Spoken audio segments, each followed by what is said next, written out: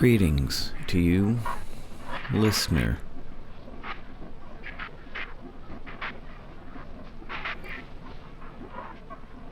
You've come to the podcast.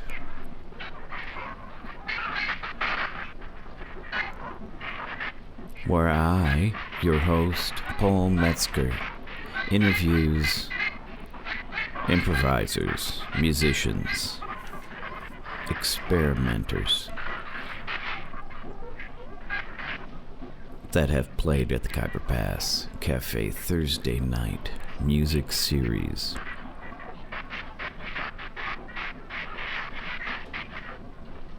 Tonight's guest, J.T. Bates, percussionist.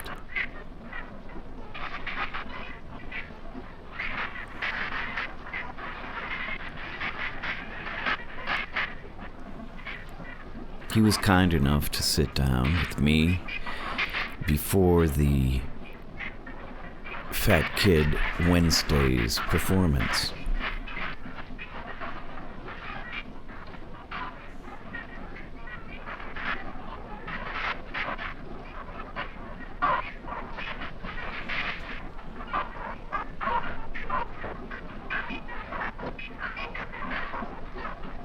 This podcast is brought to you, as always, by the Khyber Pass Cafe on Grand Avenue in St. Paul.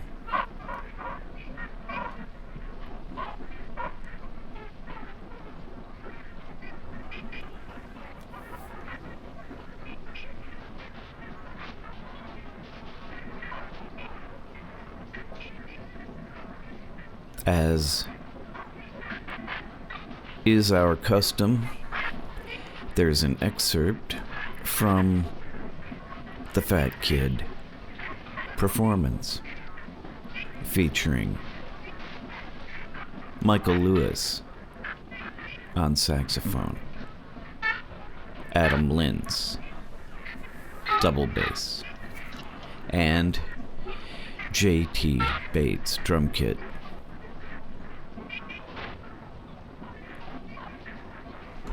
After which we will have the interview. I hope that you, dear listener, can dig what is being presented in this episode.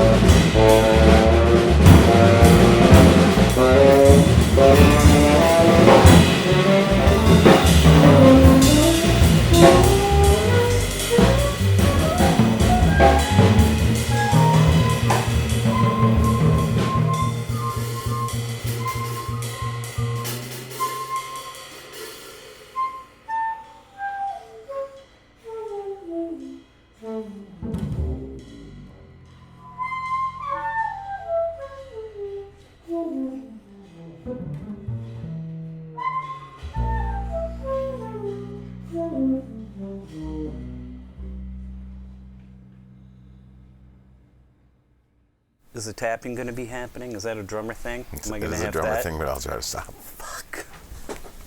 All right. It happens, you know. It's not my fault.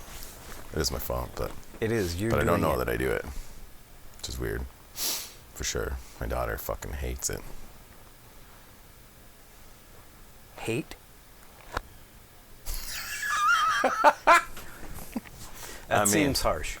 She's 15. She's trying to understand what these words mean. Now, I have heard, I don't know if it's true, that the 15-year-old sensory, like hearing, vision, blah, blah, your shit, perhaps becomes more acute.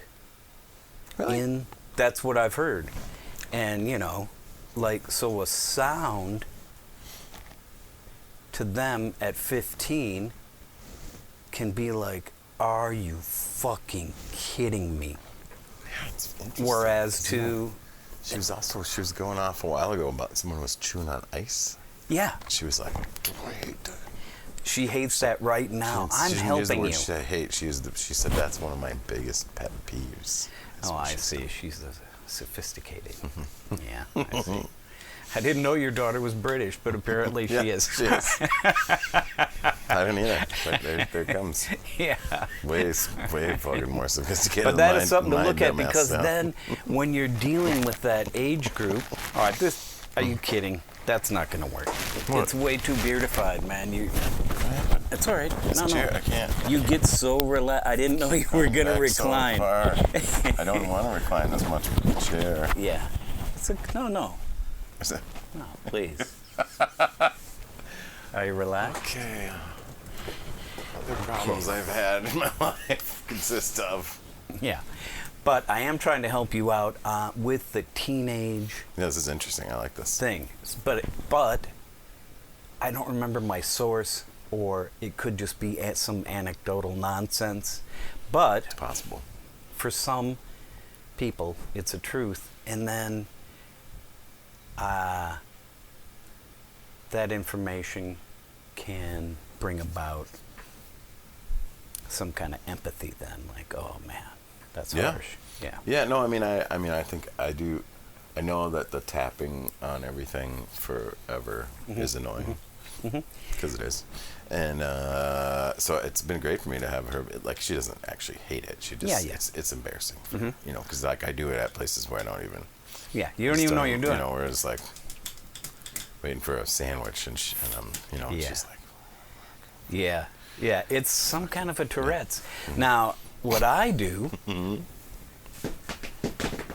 Oh, you feed it up, yeah? Tap, because you hear all this shit? It's all your tap dancing, yeah. Like, I like all those sounds, and if I'm listening to some shit, it doesn't go along with the music. I'm just typed up. Something comes down. You want to participate. And then I like to do that upstairs. And then people downstairs feel their love for me grow with each fucking So you got like a listening room upstairs where you're like checking out some sides, and then you're just fucking and then I get hyped up. Dancing. You know what you should do is you should just go all in and just get some tap shoes. I've thought about it because I love that sound. It's a great sound. And have always been a fan of Fred Astaire and Gene, what's his face? Gene Kelly. Gene Kelly. Welcome, JT Bates. Thanks, Paul. You're welcome. Great for having me. Let's talk about JT. Okay. What is that? That's two letters. That's two letters. That don't normally appear together. It's not like a shut. So my mom named me that.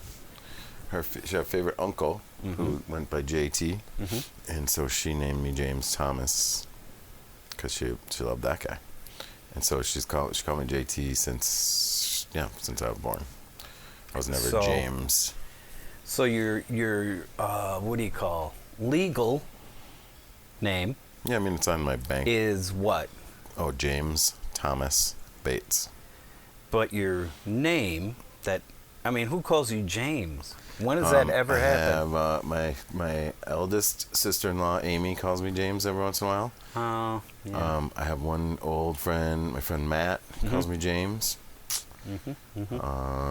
And another friend of mine named James, who calls me James also sometimes. Yeah. So we like to say, James?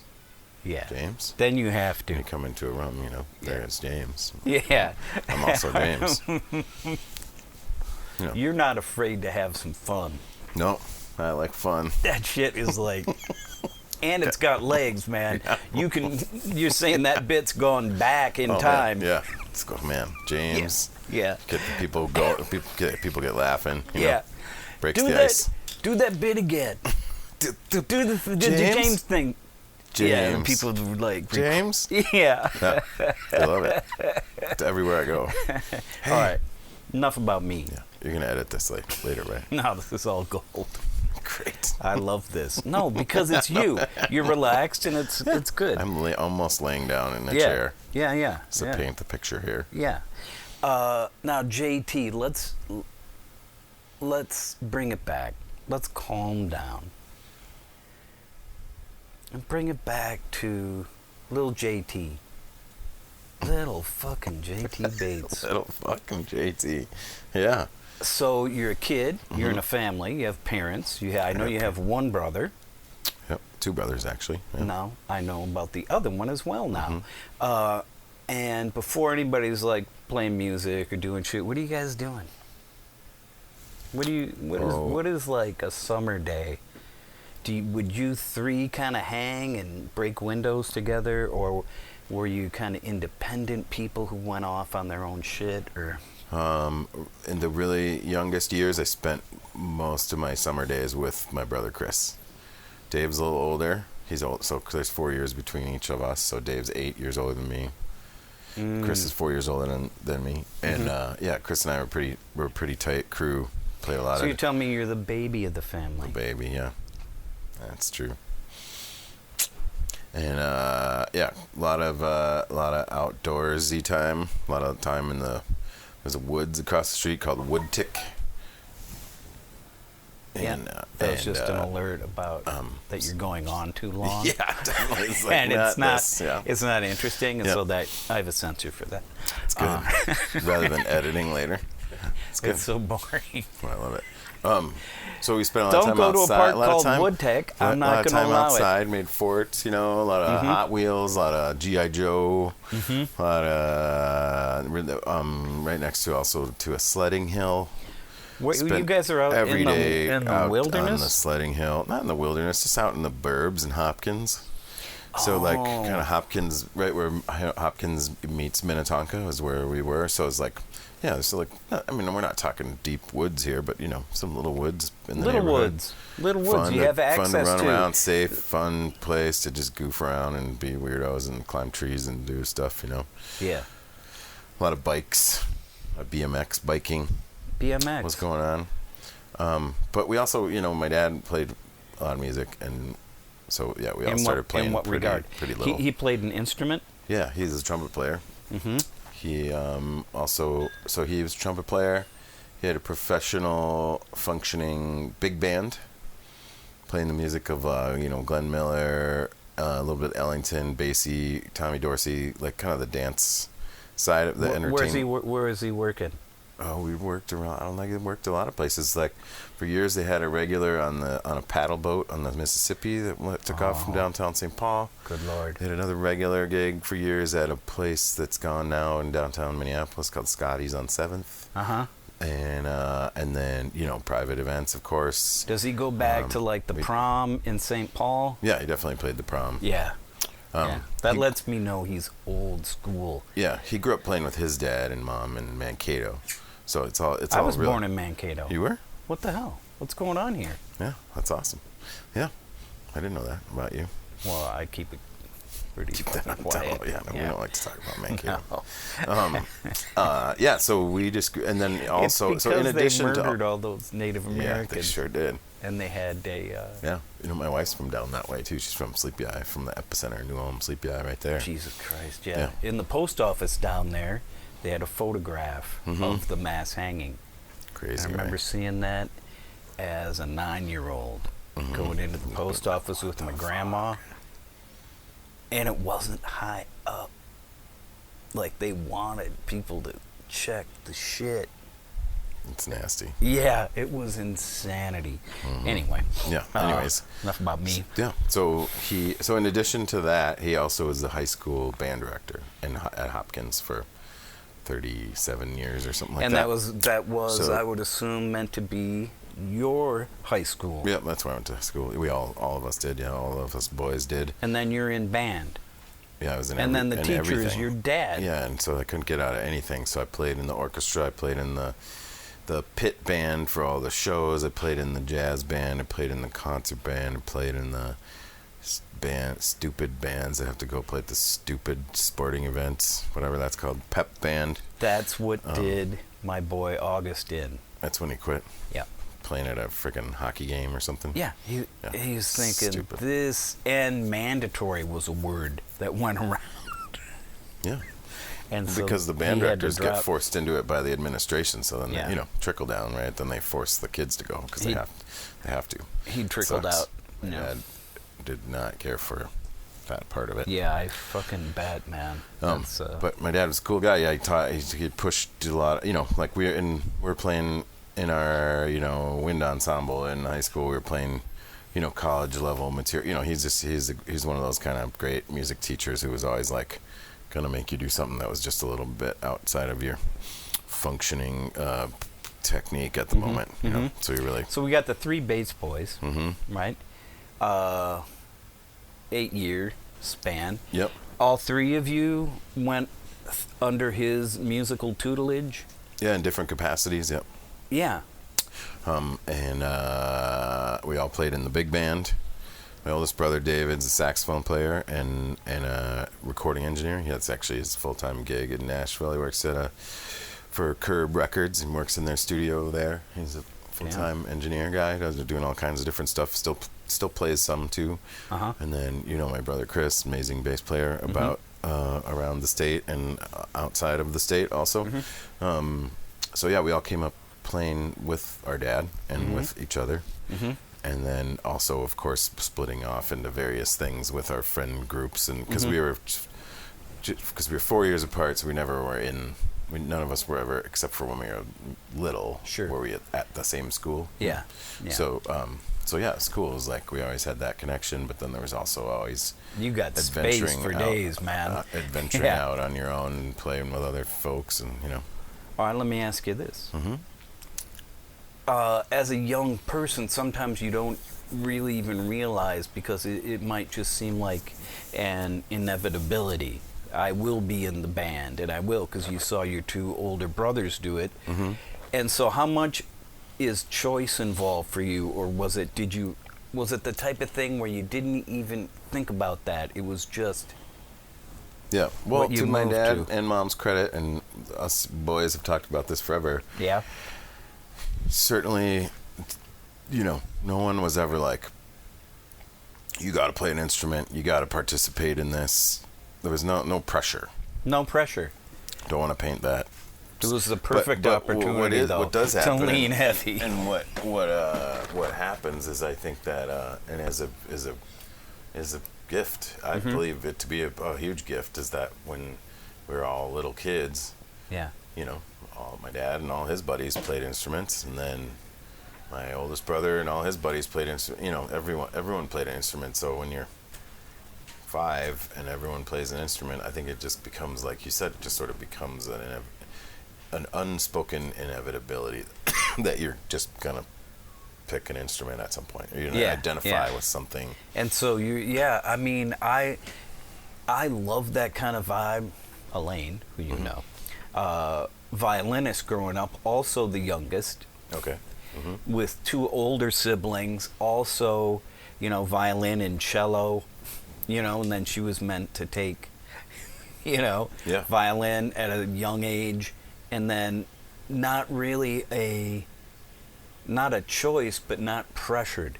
Like just what you're saying, and it's interesting to think about that, like growing up within that kind of a vibe. Yeah, I think it takes away a weird part of the interface. Yeah, you're fucking right. It's a very fucking it's like a non-decision or something. It's like you don't. And it's not later that you're going like, oh man, those cats are in a band. That's pretty cool. Maybe I should learn how to play the guitar or something. It's like you're just in it in a weird way, you know. Don't pick guitar. I've also, you know, struggled with that as I've gotten older, you know. Really? Yeah. In what regard? Just because of the nature of it and how it's a very encompassing thing to be involved in, Mm-hmm. and it can be, it's easy to you know, it can be easy to wear yourself out because you think that you have to do every opportunity that comes your way in those ways, or you have to, you know, and then, like, since I ended up, you know, fast forwarding a bit here, but since I ended up deciding that I would try to make this into my actual job, like a real fucking genius, which then means, you know, you can't just play big band and make a living, you know. So, that's good. So, that's good. You know, Yeah. it's a blessing, of course, because music's a beautiful thing, and it teaches me stuff every single time I Are do it. you kidding me? And it gets to spread good energy to people and all that stuff. But there's other days where it's like, yeah, I don't want to go to fucking work today. Just like any other work where you'd be like, don't feel like doing that today. Yeah. And so that's an interesting thing. And, like, you know, I came from a household where most of the decisions were delineated by music performances, music rehearsals, music, you know, the family functions around that schedule. Yeah, and there's a triage in a way of, like, I need to go to music thing, and then that's got to happen. They facilitate. Yeah, so I've struggled with that, and I've tried to figure out how to find a balance of that feels better and healthy and feels good for my family and feels good for me not feeling exhausted, you know, and me being, so that when I am going to play, then I am excited because I'm not exhausted. You know? Yeah. Anyways, but I am. I mean, but that being said, you know, growing up in that environment when you're so little that it just doesn't a conscious thing at all. You're just gonna play some music. You know? Yeah, that's a beautiful thing. It takes away a lot of the some parts of the confusion of it all, you know, I think. Yeah. Interestingly, my son said to me the other day, he's also a music guy. No pressure. I begged him not to, in fact, many times.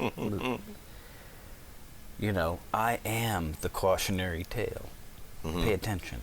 But no. Anyway, he said to me, sometimes in life, you might feel like your options are limited, perhaps, or you're sort of trapped within some responsibilities or that type of thing sometimes. Heard of it. Yeah. And music is the opposite because you're at the threshold of infinity with music. There are choices everywhere, and there's freedom everywhere. And I had never really thought of it in those terms because I'm not bright. Yeah, but that's great. I really like that. He laid that shit on me. What the hell? How old is he? Well, he's 18. 18, yeah. When I was 18, man, I was just still thinking about candy. How to get it. And how to get it. How to get 75 cents. Just how am I going to find that, man? Roller skating, maybe? Are you roller skating? I don't know. No. I don't know what you do when you're 18. Let's not focus on me. I just wanted cool to say shit like that. That's beautiful, though. I really like that. It's true. It's and that, you know, I guess, like, sometimes I guess that gets labeled as an escape. But I think music is a much healthier escape than, you know, a lot of the other known escapes, right? So I don't look at it at all like an escape, not to be contradictory. I don't necessarily either. I'm just saying, I want to fight you right now. No, I don't. I don't, but I will. I want to let you know I will. Yeah. I want to fight you later. Okay. That's great. Podcast part 2 is just us fighting in this small room. It's going to be just awful. Just, and it's a fight to the bottom. Oh, like, definitely. just like. Definitely. Yeah. Each wants to lose so badly.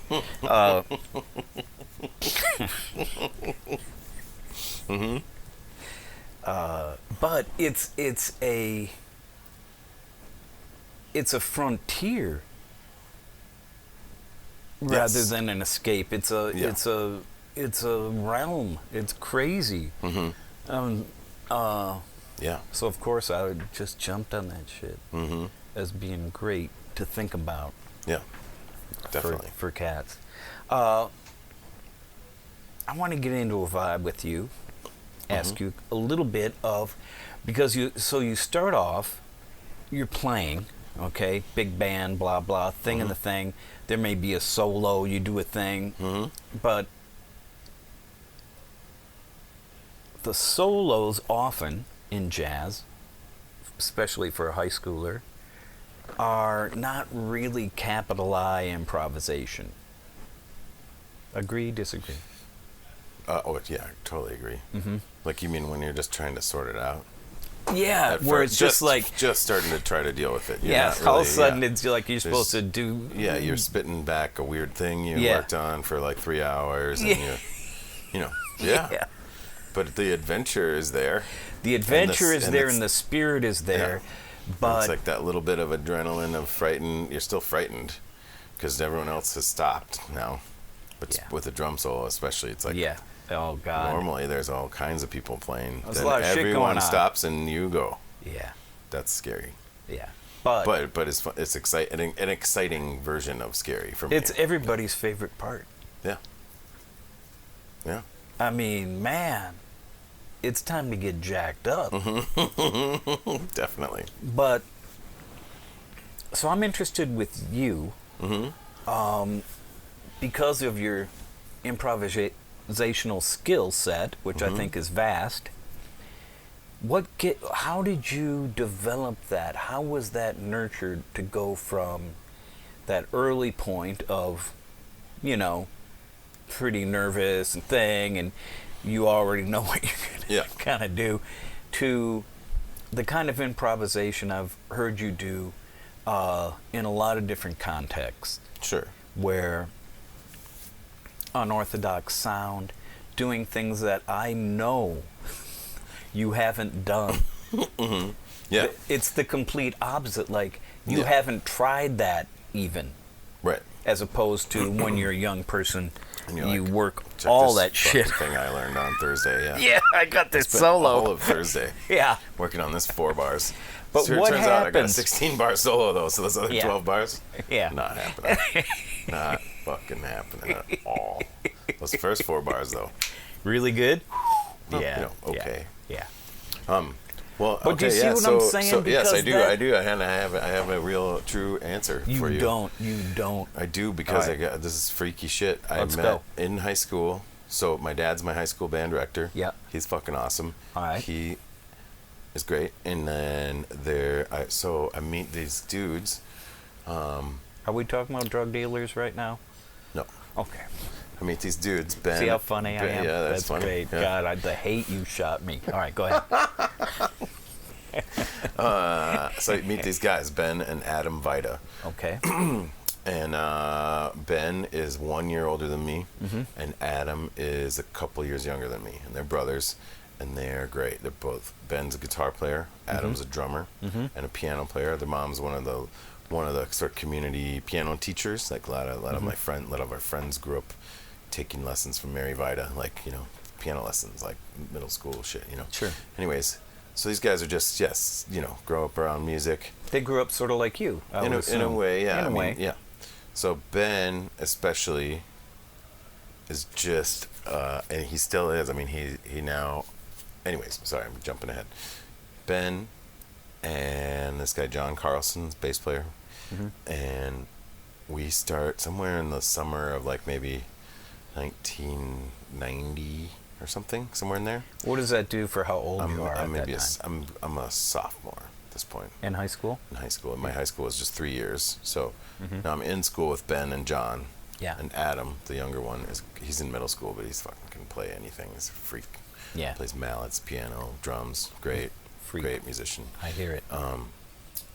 And we kind of by the by the lead of Ben, who just has that weird, curious ear, right? So we're sort of in the Grateful Dead, but we're also like, and we're accepting that like these guys do this weird stuff in between songs. So there's a thing where you start hearing like what's going on here?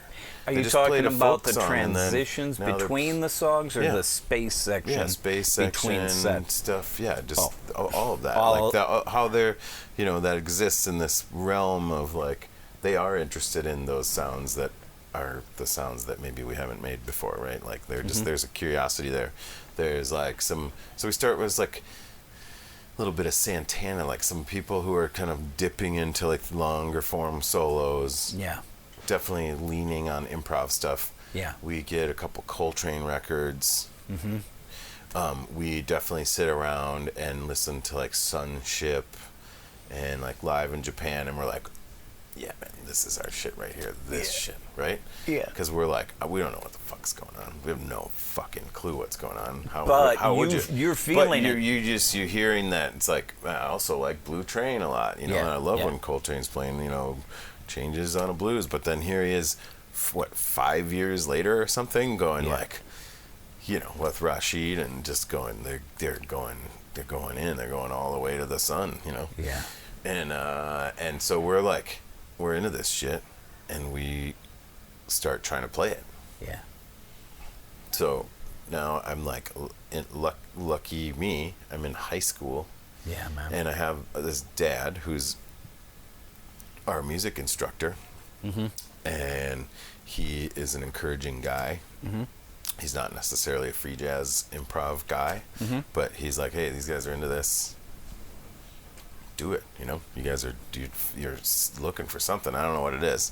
I don't even know if I want to hear it, but that's not the point. The point is, that's what makes my dad an awesome teacher. He's That's like, the hey, you're a best kind person, of teacher. you get on a thing, and I'm going to encourage you to go towards that thing, Yeah, man. I'm going to doesn't- water that plant. Yeah, it might not be the But thing I'm not I- interested in whatever don't it care. is. He's still listening to like his Louis Armstrong records and Clark Terry, but he's also got us playing in a Dixieland band, right? I So hear same ya. guys, Yeah. we're playing in a Dixie band. Also, he's making us learn shit from the 1920s at the same time that we're trying to figure out how to play, our whatever we're calling free jazz at that point. Sure. So now here's where it's So gonna that get, was here's like where it's kinda- gonna get really awesome for you. Let's Ben, go. Ben comes to school one day and goes, man, I heard about this guy. We got to go see this guy. So there's this other dude, Jason. I can't remember Jason's last name right now. Jason Shapiro? Oh, I know Jason Yeah. Shapiro. Yeah. He plays some keyboard with Milo Fine. Yeah. In that so era. Ben and Jason worked together at like Schmidt Music or something. Okay. In Ridgedale. Crazy. Mall. Yeah. Yeah, All right. Of course. Yeah. Right? And Jason's like, man, you know what you guys got to do? Oh, you like Sunship? Yeah, here's what you guys got to do. You got to go down to the fucking West Bank School of Music with me and watch these crazy fucking dudes play. God So damn. we- How old are you? It's like Same? 16, 17, 16. We go down and see That is Gnitka so and fucking dead Milo, hip. and we're just like, what the fuck is going on here? And so now we're just like, that was like a key in a door that just swung open, like, oh man, what the fuck? This guy's not even. Milo was playing piano. He was playing a upright piano, and he wasn't anywhere near the actual manual of the piano. Sure. He was down underneath it, like had the board off, and he was playing. Yeah. I mean, we're just like, because like it's one thing to hear some of that music. Still to this day, this is my experience with it. Sure. It's like I will 100% of the time I will sit in a room and watch people improvise and listen to people improvise. Not that often that I throw those records on. Yeah. This is not. It's not how it interpolates in my brain as I've gotten older or something. But so we go and see this guy, and we're just like, what the fuck, man? That's so And, great. and so Milo just What a fucking gift. throwing bombs on everything you think you might have learned about something in such a great way, and it's very inspiring. Yeah. So we started then going even weirder, trying out weirder improvs and stuff, and a lot of this was just happening like at Ben and Adam's mom's basement. It wasn't like Yeah. we're not like trying to play the shit in front of people. We're just You're exploring. Students in that way, you know, of like the good part of student, where like you're like, we're just doing this. These guys are excited about this. Yeah. So am I. You guys actually want to get together and do this? Mm-hmm. Fuck yeah. Same. Which one is trying to figure out how to get extra credit though for it? None of us. Not in that What group. What a missed opportunity. I know, right? Yeah. So you know, Ben went on to like, both those guys lived in Chicago for years. Adam still lives in Chicago and is a big part of the ESS, the Experimental Sound Studio, where they do all these crazy things. He's like, has a hand in some admin stuff there. He also has a hand in some curation there. He still plays drums with a bunch of people. And where is that? It's in Chicago, Experimental Sound Studio. It's great. It's a really cool place. It sounds they had the familiar. Sun Ra archives there for a while. I think that's moved now. Different people do different stuff there. There's a lot of improvising that happens there. Adam, for a short while, at the end of it, was in that band U.S. Maple. If you remember that band. You know, I mean, these guys went on to like be out in the world, like really being people on that scene, you know. And Ben had this great band that was on Field Jockey Forever called Town and Country. It was real back porch free improv, weird, like you know, just really cool, strange, minimal improv stuff. Now years ago he kind of stopped playing guitar. Not like totally stopped forever, but like got really into modular synth and ended up, that's what he's doing now, is making modular stuff that's really cool. And so, you know, these guys are like, they're in it for life, you know. Somehow met those guys in fucking 10th grade, you know. Just bonkers. Same as this it's idiots really that hard are about to show up here, comprehend. You know? Because if I'm picking up on your talk words that you're making, it's one experience to put on a Coltrane album with your boys, and you're all kind of freaking on it, and maybe early trying to cut your teeth on some concept, but then to actually see human people from your town, you know, and that are those lads were all in. That was all in shit, and really killing. That you get to see it. It's even if you don't understand anything that's happening. I believe the thing of just being there is a million. You opened yourself up enough to at least show up there. And then what's that doing to a teenage brain? That's like, it's pretty cool, you know. And then great. Knowing, you know, my dad, because he's a music educator, my dad knew Marv Dahlgren and Elliot Fine, and I knew that was Elliot's son, and I knew about the you know, it's like the worlds. So it made some kind of contextual and kept sense. Getting bigger, just like every second was like, wait, what? You know, it was like every day almost for a while there. It seemed like just, you know, insane. And then those guys were, you know, I saw some of the best shows I'll ever see in my life with those guys. Like, we all went down and saw Max Roach play together, you know, and I lost my shit. And where was that? It was supposed to be at the Dakota. The Dakota had closed for a minute, and it was at this place that I asked Lowell actually recently, and now I can't remember what he said it was called, but it's downtown Minneapolis.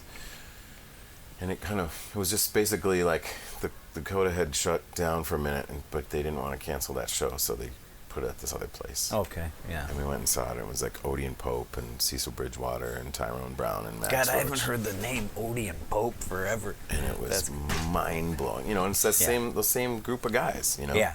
We're like, oh, fuck, let's go to this. Oh, fuck, let's go see John McLaughlin with Treelock Gertu at the old World Theater before it was the Fitzgerald. You know, so like, you and your lads are just lit up, exploring around, and everyone's buying records and checking shit out, and we all have parents who are willing to be supportive, so we can go to these shows, or we can, you know, check this out or that out. And by that time, my brother Chris was in Eau Claire, going to college there with a bunch of other jazzers. So those guys are feeding me records, and Chris is telling me about all the shit he's hearing there, and you know, I mean, it's just like constantly that's blowing supernova up, you know? time, man. I mean, how do you all you can do it, I would think, I mean, because what do I know? Is just to flow with it. Yeah. You have no option to like control it. You're just like, Yeah. all this shit is gonna pop off. Yeah. It's Wow. incredible. And then that must have been yeah. thrilling. And then, like, you know, there was a buddy of my brother Chris's who was all around these same couple years here, who he was visiting, and he was at my parents' house. He was visiting for a few days in the summer, and he pointed this thing in the newspaper, and he's like, hey, come over here. He's kind of a tough guy, Green Bay guy, guitar player. Kind of like It's me, big hey, tough guy. Yeah. It's like, come over here. Points to this ad in the fucking Star Tribune or whatever, and he's like, see this shit right here? Don't fuck around. He's like, you go see this show. It was Paul Motion Trio at the Walker Art Center with Frizzell and Lovano, which I couldn't get any of my friends to go to, so I went to by myself. Yeah. I mean, talk about fucking exploding, expanding universes, you know, like I know that driving guy's a down big guy there here. by myself. Yeah. You know, just these, I mean, I literally remember parking. You know what I mean? Like, I just, it's like... Because you've there. melded it with going out in the world in a pretty substantial way. Like, you're going to a show at the Walker on a solo. Yeah. Where I assume you hadn't been before. Nope, hadn't been to the Walker before. And then it's weird, you know, because you're a stupid those little cats come kid. out and they're like somehow operating as one mind, as a trio with no bass. You know, just all these things that aren't. And I'm like, where's the fucking bass player? Yeah. The fuck are these guys doing? And then, you know, it's like, oh my god, they start playing. I'm like, what? You know, So, I mean, in a matter of 3 years, seeing all that, seeing a bunch of Milo shows, seeing the shit that was coming through the Walker at that time, you know, Motion, Zorn, just some insane shit that was just like 8 miles from my parents' house, and I'd be like, hey Dad, I want to go to this thing at the Walker, can I use the car? Sure. And I'd just go to this little concert, you know. Because what would the difference be? Oh, can I use the car? I just want to go see a movie. Yeah. Or would it be, do you know what I mean? Would that be more likely you want to go to a concert? Yeah. I don't know, Than the other, you know what I mean? I'm just wondering, like... Yeah, for me, that was it. I was obsessed already at that point. There wasn't a movie you wanted to see anyway. I mean, I'd go see some movies, I guess, but only like the dollar theater. I saved all my money to go to shows at the Dakota. Yeah. And at the, you know, and around, like, not, so when those guys, when Ben graduated, which was kind of heavy because he was kind of the leader of that thing, I was a little lost for a minute, and then I got into Minnesota All-State Jazz Ensemble. Okay. And I met this guitar player named Travis Conway, who lived out in Wilmer. Jesus. And then he one day at the camp, he's like, hey, you live in the cities? And I was like, yeah. And he's like, yeah, well, I went to this other camp out in New York earlier this summer. I met this bass player. We should get together with him and play. He likes to play. I'm like, cool. Lynn's. Nah. Yeah. Nah. Yeah. So I get together with Travis Conway. Yeah. He calls me up. Okay, here's the guy. Here, we're gonna go play at this dude's. His parents said we could play it at their house. Drive out to Brooklyn Park. Meet Adam Linz. God damn. And then we play a little while, and then Travis, or maybe, I guess we're just shooting the shit, you know. And then we were like, well, what if we got a couple horn players, you know? Because you're just in that zone, like, just trying to learn, like, we want to figure out what this fucking real book thing is or whatever. And you're kind of at loose ends a little bit because Ben has... Yeah, it's because he's gone. So I have no hardcore music bros at my school. Like Adam, the younger Vida, who is also a drummer. So he was doing shit. He had his own band also with some other guys, but he's the drummer. He doesn't need, you know what I mean? Yeah. So we're still super tight buddies, but not really playing too much together. Makes sense, yeah. And then, so you get with this guy. So I get with that guy, with and then Lynn's, and then we're saying, oh yeah, well we should get some horn players or whatever, and Lynn's is like, oh man, I know these these dudes I met in this other thing that I went to that was over at McAllister that went on forever called Mighty. Uh-huh. And Lewis. No. Mike Lewis. That's crazy. Yeah. So then over time, like, so those, and there was this, there's trombone player Kevin Matheny. Mm-hmm. And so we would get together, and over time it just sort of like became clear that the guys who were the most interested in getting together and do this shit were me and those two guys. And so it just got like boiled down to that. And so then by probably my senior year, then it was like we were just getting together as a trio, either up at Adam's parents' house or at my folks' house. Not playing out, still just no, not bringing. playing it out. No. Are you not still playing. in high school? Yeah. Yeah. So Linz and I are the same age. We're just like a couple months apart in age, and Mike's a few years younger.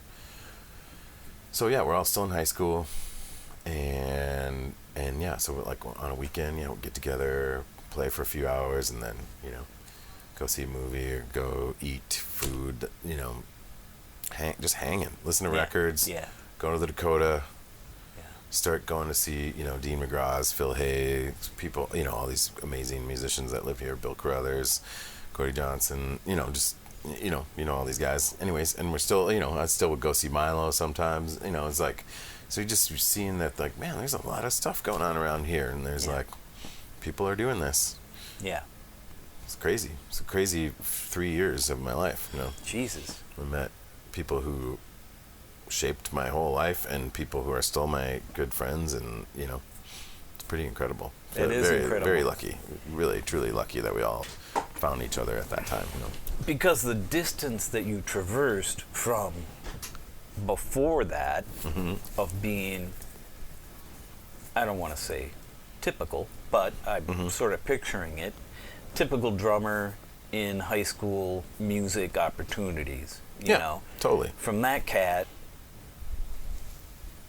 that's so much distance. Yeah, that's crazy. It is definitely crazy. I think about it a lot, and you know, Adam and Mike are still my best friends, and, you know, it's crazy. I mean, to still have those people in my life and still play music with them and still know they are there as humans in my life and in my corner, and with what everyone's been able to do with other people and out on other adventures that don't include the other ones of us, and, you know, it's amazing, you know? They're just bonkers lucky, you know. So then fast forward, because, you know, because you got to play this show. I'm real excited I do about have to play it. a show. Let me check the chronometer. Now we're coming up on like that, so we'll just wind up now. Okay. But, you know, part two down the road. we can I'm part going to hit two you it. up again. Yeah, I can always JT, thank you so much. Thank you, It's Paul. a weird spot to end, but man, pragmatism you know what this is means? my touchstone. No, what this means is that part two is like, everyone's going to be like, fuck, man, what happens What next? happens to JT? Happens? To be continued. Tell me a little weird thing though, like, you know, like Linz went to jail or something, you know. And then we'll leave it there. You know what I mean? It's still in jail. Okay, well, let's take that. Yeah. So Linz ends up in jail. Well, next time we'll pick up on the podcast. Thank you, JT Bates. Thanks, Paul Metzger.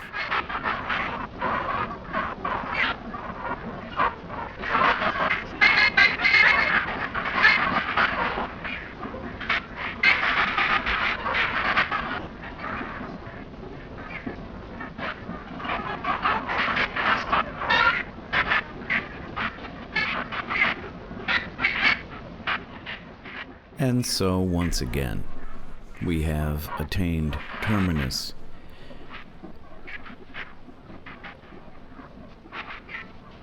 From here, future podcasts are on the horizon as we journey out through our time in our space. You've been listening to the Khyber Pass podcast with guest percussionist J.T. Bates.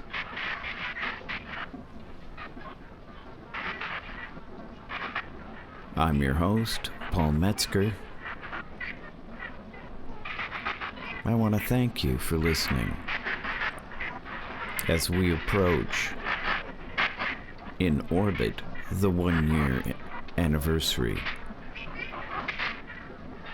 of the podcast series.